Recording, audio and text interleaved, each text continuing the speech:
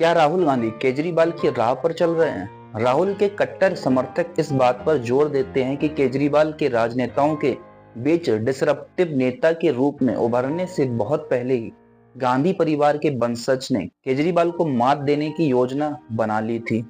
आइए जानते हैं पूरी सच्चाई। तब तक आप चैनल को सब्सक्राइब कर ये बताइए, आप राहुल गांधी या केजरीवाल या मोदी में किसको चुनोगे अगले प्रधानमंत्री के रूप में?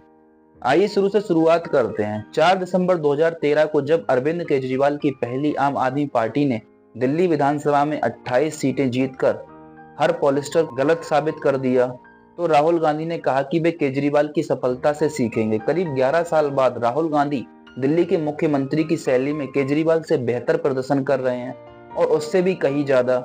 आगे विस्तार में बताने से पहले एक चेतावनी।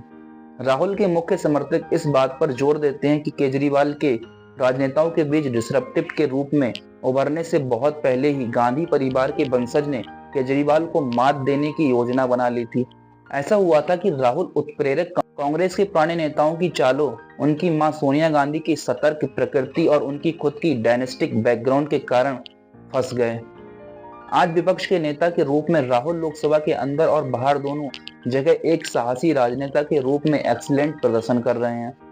ड्रामेटिक ढंग से दावा किया जाता है कि प्रवर्तन निदेशालय मतलब ईडी उन्हें गिरफ्तार करने पर विचार कर रहा है। ये दावा माइक्रो ब्लॉगिंग प्लेटफॉर्म पर रात 1:52 पर आया। ये समय इसलिए महत्वपूर्ण है क्योंकि कई सालों से कई कांग्रेस नेता अक्सर रात 10 बजे से सुबह 10 बजे के बीच राहुल की अनुपलब्धता पर अफसोस जताते रहे हैं। ऐसा लगता है कि ईडी को अपने खिलाफ कार्रवाई करने की हिम्मत देकर राहुल ने कई राजनीतिक समीकरण बना लिए हैं। अगर ईडी उन्हें नहीं बुलाती है तो राहुल एक तरफ से जीत हासिल कर लेंगे। अगर एजेंसी आगे बढ़ती है तो राहुल ईडी के कदम को राजनीतिक प्रतिशोध की कार्रवाई और करार देने में देर नहीं लगाएंगे।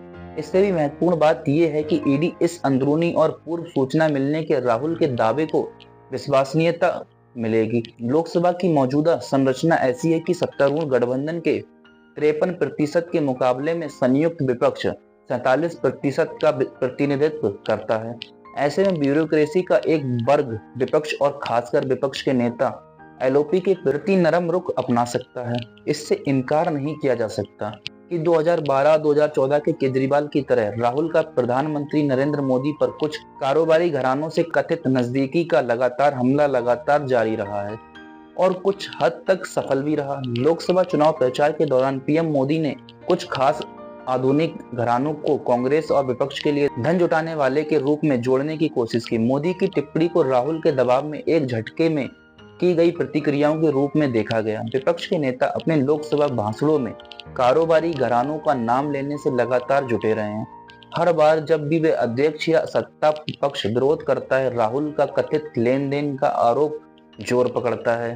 राहुल और केजरीवाल दोनों ही अपरंपरागत राजनेता हैं। केजरीवाल जो एक पूर्ण नौकरशाह थे, भरपूर लाभ प्राप्त करने के लिए एनजीओ और नागरिक समाज पर बहुत अधिक निर्भर किया। वास्तव में उन्होंने अपने एनजीओ को एक राजनीतिक पार्टी में बदल दिया। आज टीम राहुल के प्रमुख सदस्य एनजीओ और कार्यकर्ता पृष्ठभूमि से आते हैं। भारत जोड़ो यात्रा के 2 चरणों दौरान 21 राज्यों से आए 150 से अधिक नागरिक समाज संगठन राहुल की भारत जोड़ो यात्रा का हिस्सा थे।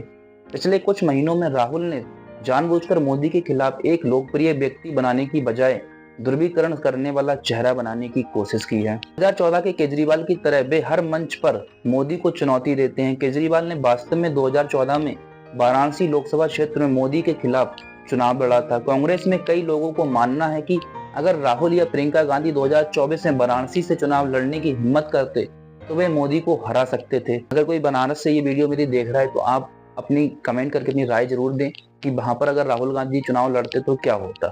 आइए जानते हैं आगे की कहानी। अतीत के केजरीवाल की तरह ही राहुल ने अभी अपनी मर्जी से लोगों से संवाद और बातचीत करना शुरू कर दिया है। एक दिन उन्हें लोको पायलटों से मिलते हुए देखा जा सकता है तो दूसरे दिन आनंद विहार रेलवे स्टेशन पर कुलियों से। अपनी यात्राओं के दौरान भी राहुल ने लोगों को रोककर उनसे बात करने और फिर संसद के अंदर या बाहर उनके मुद्दों को उठाने की आदत बना ली है।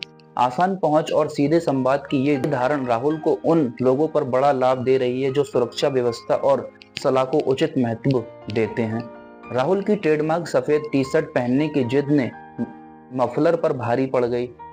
वैसे तो भारतीय राजनीति में कोई ड्रेस कोड नहीं है, लेकिन कपड़े चुनना मुश्किल होता है क्योंकि कोई तय प्रारूप नहीं है। राजनेता खुद को साफ सुथरे और आध्यात्मिकता से भरपूर व्यक्ति मानते हैं। सफेद रंग इन सभी विशेषणों से जुड़ा हुआ है, इसीलिए राहुल की सफेद टी शर्ट में एक मजबूत राजनीतिक संदेश है और युवाओं से जुड़ाव है। राहुल गांधी की जोखिम उठाने की क्षमता और उनकी सहजता के कारण सफलता की संभावना अधिक है, क्योंकि कांग्रेस की विरासत और पद्म चिन्ह किसी भी अन्य राजनीतिक दल से कहीं अधिक बड़े हैं। इसीलिए ये थोड़ा आश्चर्यजनक है कि अखिलेश यादव ने छाया मंत्रिमंडल और छाया प्रधानमंत्री के गठन से संबंधित प्रश्न का उत्तर कैसे दिया। समाजवादी पार्टी के सुप्रीमो साक्षात्कार में सवाल किया कि एक छाया प्रधानमंत्री क्यों होना चाहिए। अखिलेश ने जल्दबाजी में कहा, हमारे पास 2, 3 या उससे अधिक छाया प्रधानमंत्री क्यों नहीं हो सकते, जैसे कि वे टीएमसी, शिवसेना, यूबीटी, एनसीपी मतलब एसपी, आरजेडी, डीएमके आदि जैसे अन्य भारतीय गठबंधन सहयोगियों की चिंताओं को प्रदर्शित कर रहे हों।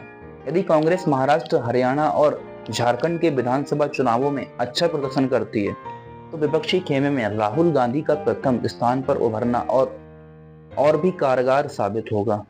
अब आपकी क्या राय है, आप कमेंट करके हमें बताइए। अब वीडियो अच्छी लगी हो तो वीडियो को लाइक और चैनल को सब्सक्राइब करके जरूर जाइएगा। मिलते हैं अपनी नई वीडियो के साथ, तब तक के लिए धन्यवाद। जय हिंद, जय भारत।